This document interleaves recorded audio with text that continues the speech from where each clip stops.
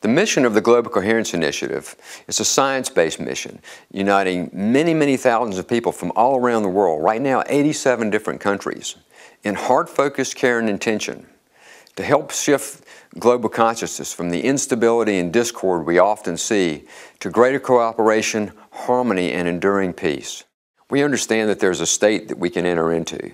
The medical term for that is called physiological coherence. It's a state where all of our body's systems are working in harmony, and they work off the rhythm of the heart. The heart's like the master rhythm maker in our body, and other parts of our body, other systems like digestion, respiration, immune system response, hormonal response, all those things are sort of synchronizing to what goes on in the heart. Now, what gets interesting is that the coherent state is activated by sustained positive emotion.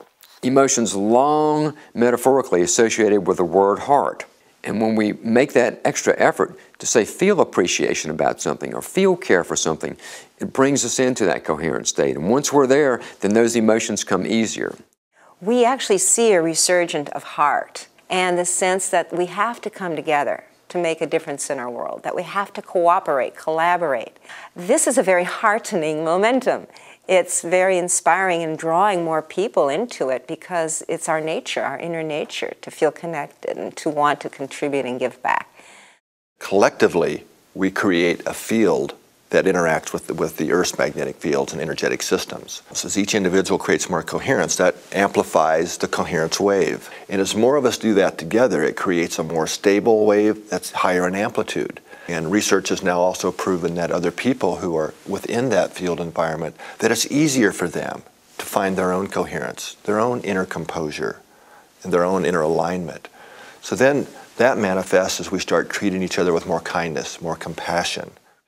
One of the things I like to do is ask myself at the end of the day, what did I feed the field today?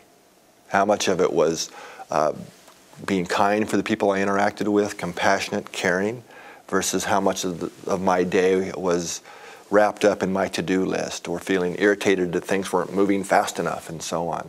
Because it all counts. So it really is important at the end of the day, what did we feed the field?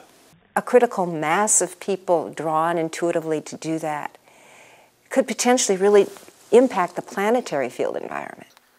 And if that can help lift the energetics, clear the field of some of the mental and emotional pollution over the years, and bring people together in the heart, then it can really facilitate the planetary shift.